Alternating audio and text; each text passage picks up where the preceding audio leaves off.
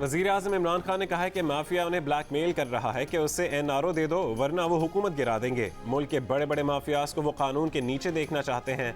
नौकुंडी माशकेल शाहरा का संग बुनियाद रखने की तकरीब से खिताब में वज़ीर आज़म ने कहा कि अपोजिशन को अपनी सियासी मौत नजर आ रही है, इसलिए उनकी ख्वाहिश है कि हुकूमत फेल हो जाए।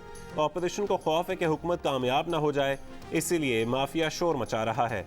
उन्होंने कहा कि किसी हुकूमत को इतने बड़े मुआशी मसाइल नहीं मिले जितने उनकी हुकूमत को मिले। हुकूमत के पहले साल मुआशी मसाइल और दूसरे साल कोरोना आ गया।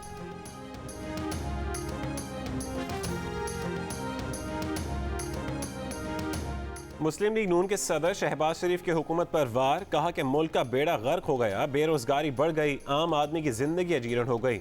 इमरान खान आज भी उनके और नवाज शरीफ के खिलाफ फाइलें ही देख रहे हैं। उनके साथ जेल में आम कैदियों वाला सलूक किया गया, उनके साथ मरियम और हमजा ने जेल काटी। क्या ये डील है? कुछ खुदा का खौफ करें। 3 साल चोर डाकू करते हुए मुल्क को कहां पहुंचा दिया।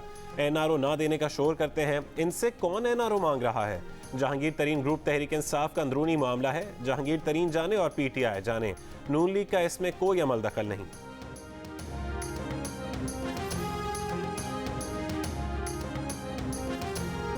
बस बहुत हो चुका। पाकिस्तान ने गजा में बैनुल अक़वामी प्रोटेक्शन फोर्स तैनात करने का मुतालबा कर दिया। अक़वाम मुत्तहिदा की जनरल असम्बली से खिताब में वज़ीर ख़ारजा शाह महमूद कुरैशी ने कहा कि गजा तारीकी में डूबा है, रोशनी सिर्फ इसराइली बमबारों की हो रही है। जनरल असम्बली को फ़लस्तीनियों के तहफ़्फ़ुज़ के लिए ठोस कदम उठाने चाहिए। सलामती काउंसिल तो इसराइली मज़ालिम रोकने का मुतालबा करने में नाकाम हो चुकी। जियो न्यूज़ से गुफ्तगू में कहा कि जिन ममालिक ने पिछले दिनों इसराइल से ताल्लुकात में नरमी इख्तियार की, वो भी इस सूरत हाल को देख रहे हैं कि अवाम के जज्बात से लाताल्लुक़ नहीं रहा जा सकता।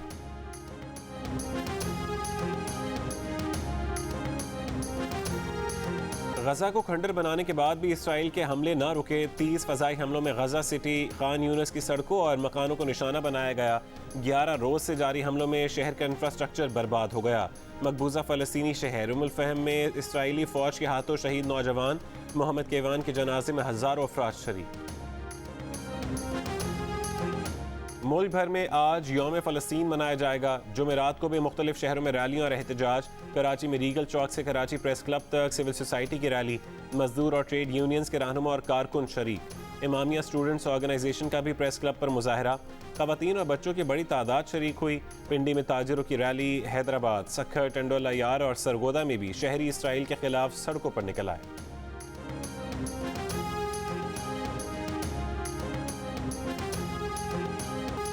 जहांगीर तरीन हम ख्याल ग्रुप का दबाव काम कर गया। हुकूमत और तरीन ग्रुप का राबता हो गया। तरीन ग्रुप ने शिकायत सामने रख दी, कहा कि इमरान खान के साथ खड़े हैं, ज़्यादती नहीं होनी चाहिए। हुकूमती वफ़द ने बजट सेशन का बॉयकॉट ना करने की दरख्वास्त कर दी।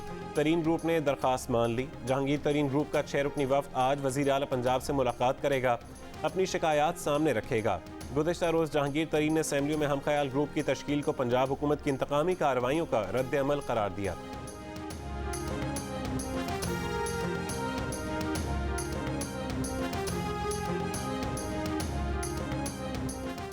वफाकी वज़ीर इत्तलात फवाद चौधरी ने जहांगीर तरीन ग्रुप से वफाकी और पंजाब हुकूमत के राबतों की तस्दीक कर दी।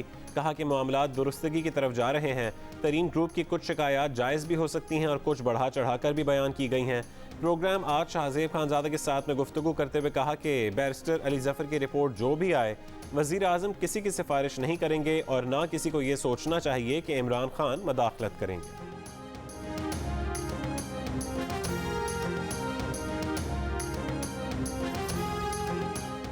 मुस्लिम लीग नून के रहनुमा एहसन इकबाल ने कहा है कि 29 मई को पीडीएम के सरबराही इजलास में मौलाना फजल रहमान बताएंगे कि पीपल्स पार्टी से उनकी क्या बात हुई है। पीडीएम में वापसी का फैसला पीपल्स पार्टी को करना है। प्रोग्राम आज शाहजेब खानज़ादा के साथ गुफ्तगू में कहा कि पीटीआई के अंदरूनी इख्तलाफात का सहारा लेना मुस्लिम लीग नून के लिए कोई पायदार सियासी तदबीर नहीं है। ये पीडीएम की वजह से हुआ है कि तहरीक इंसाफ के अरकान असम्बली अपनी सियासत को डूबता हुआ देख रहे हैं।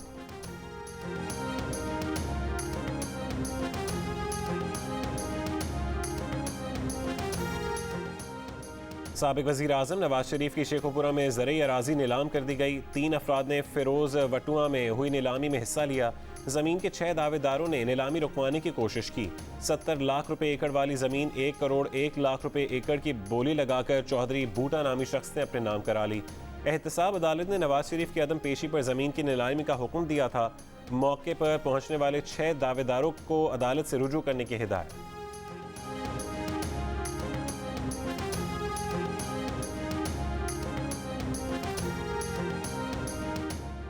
बरतानवी नशियाती इदारे ने सागदार के इंटरव्यू से मुतालिक गलती को तस्लीम कर लिया।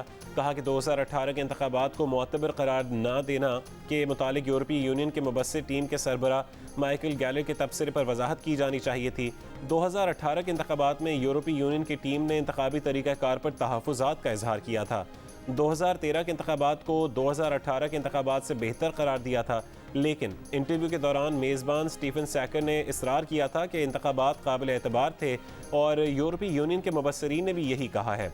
इसहाक डार की शिकायत के बाद BBC ने गलती तस्लीम कर ली।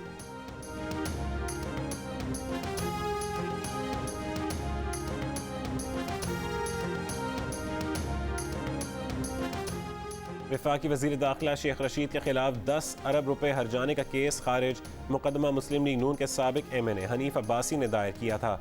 एडिशनल सेशन जज ने कहा कि बार बार तलबी के बावजूद हनीफ अब्बासी सबूत पेश नहीं कर रहे थे, अदालत में पेश भी नहीं हो रहे थे। एडिशनल सेशन जज ने अदम सबूत और अदम हाजिरी पर केस खारिज कर दिया। कराची में कोरोना बढ़ने लगा। मुस्बत केसेस की शरह 17% हो गई। लाहौर में शरह 23% से कम होकर 9% हो गई। वज़ीर आला सिंध ने सूबे में सख्तियाँ बढ़ाने का इशारा दे दिया। खैबर पख्तूनख्वा में सबसे ज़्यादा शरह 17% स्वाबी में सामने आई। वफाकी दारुल हुकूमत इस्लामाबाद में शरह 6% रही। बलोचिस्तान में शरह फिर 10% से ऊपर चली गई। कोरोना वायरस 24 घंटों के दौरान मुल्क भर में मजीद 131 जिंदगियाँ ले गया। मुस्बत केसेस की शरह 8% से ज़्यादा रही।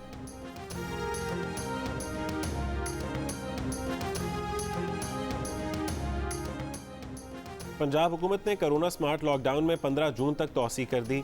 हफ्ते और इतवार को कारोबार बंद रहेगा। रेस्टोरेंट्स के अंदर खाना खाने की इजाज़त नहीं होगी।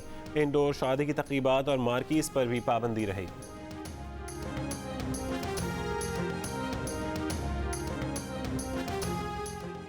महकमा सेहत सिंध ने पहले कहा कि 18 साल और उससे ज़्यादा उम्र के अफराद के लिए जुमे से वैक्सीनेशन का आगाज़ हो रहा है। फिर कहा कि नहीं, सिर्फ वो अफराद वैक्सीन लगवाने के अहल हैं जो बैरून मुल्क जा रहे हों। वफाकी हुकूमत का टीचर्स की फौरी तौर पर वैक्सीनेशन का फैसला। बोर्ड इम्तहानात से पहले निगरान अमले के लिए वैक्सीनेशन लाजमी करार दे दी। बैरून मुल्क जाने के मुंतज़िर तालिब इल्मों और मजदूरों की वैक्सीनेशन के लिए उम्र की हद ख़त्म करने का फैसला।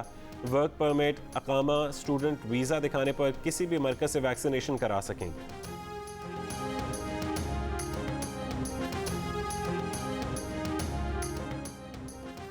लाहौर डिवीज़न में 886 गैर कानूनी हाउसिंग स्कीमों का इंकशाफ। फीस की मद में हुकूमत को अरबों रुपए का नुकसान पहुंचाया गया। गैर कानूनी और मंजूर शुदा हाउसिंग स्कीमें 2000 के नाल सरकारी ज़मीन पर भी काबिज हैं। महकमा एंटी करप्शन की इंक्वायरी रिपोर्ट सामने आ गई।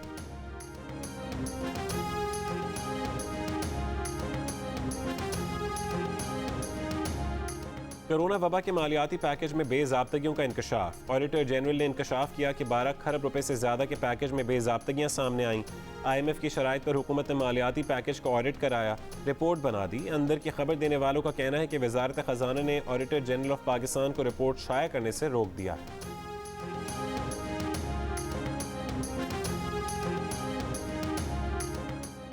सिंध असेंबली के हल्का PS 70 के ज़िमनी इंतखाब का गैर हतमी गैर सरकारी नतीजा। पीपल्स पार्टी के मोहम्मद हाली पोटो 44,893 वोट लेकर कामयाब।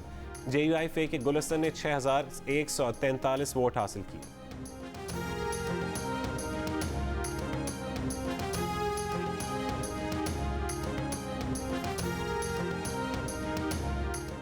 इलेक्ट्रॉनिक वोटिंग मशीनों की कीमत की परवाह मत करें, दरामद करें या मकामी तौर पर तैयार करें। मशीनें काबिल भरोसा होनी चाहिए। वज़ीर आज़म की इलेक्ट्रॉनिक वोटिंग मशीनों की ब्रीफिंग में मुतालिका हुकाम को हिदायत। ज़राए के मुताबिक इलेक्शन कमीशन ने इलेक्ट्रॉनिक वोटिंग मशीनों के इस्तेमाल पर बेशतर नकात से इत्तफाक कर लिया है। इस ज़राए के मुताबिक चंद एक नकात पर एतराज़ात हैं जिन्हें मुशावरे से दूर कर लिया जाएगा। हुकूमती हिदायत के बाद नादरा ने इलेक्ट्रॉनिक वोटिंग मशीन के लिए मुंतखब गैर मुल्की कंसल्टेंट को डेटा फराहम कर दिया। वज़ीर आज़म को ब्रीफिंग में बताया कि 8 लाख मशीनों की दरामद पर 160 अरब रुपए से ज़्यादा का खर्चा होगा।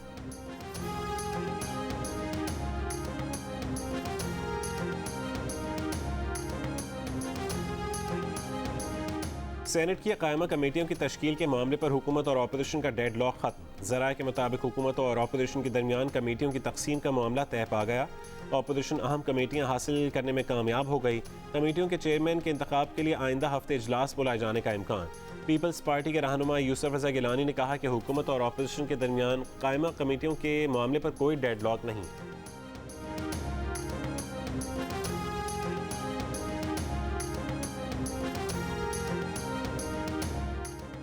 पीटीआई फॉरेन फंडिंग केस में दरख्वास्त गुजार अकबर एस बाबर ने वजीर आजम इमरान खान को टीवी मनाजरे का चैलेंज दे दिया। कहा कि अब तक पीटीआई के असल बैंक स्टेटमेंट्स हमारे सामने नहीं रखी गई। हम प्राइवेट अकाउंट्स की तफसीलात लेंगे चाहे सुप्रीम कोर्ट जाना पड़े। कुछ रोज़ में तमाम हक़ाइक़ इलेक्शन कमीशन और अवाम के सामने रखें।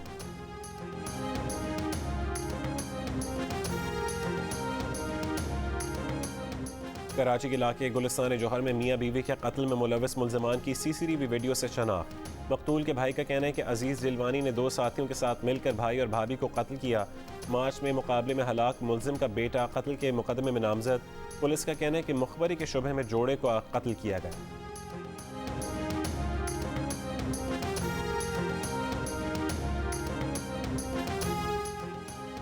कोरोना वायरस भारत में 24 घंटों के दौरान मजीद 4000 जिंदगियां ले गया। मजीद 2,76,000 से ज़्यादा अफराद में वायरस की तस्दीक।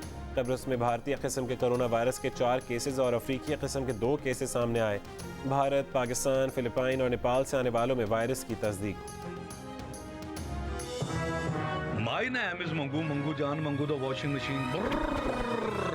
दोस्तों, वक्त आ गया है कि कोरोना वायरस के खिलाफ हम अपनी आस्तीनें चढ़ा लें। भाई कोरोना वैक्सीन जो आ गई है, आस्तीन चढ़ाएं, वैक्सीन लगवाएं। डोंकी किंग भी कोरोना वैक्सीनेशन की हिमायत में मैदान में आ गया। अवाम से कहा कि वैक्सीन को कहें हाँ और कोरोना को कहें ना।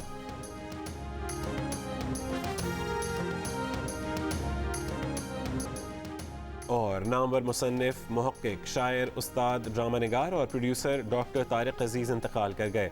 उनके मकबूल टीवी ड्रामों में बसेरा, गेस्ट हाउस, अक्खड़, फैसला, आंख, ओझल, जहरबाद, मौसम और परिंदे शामिल।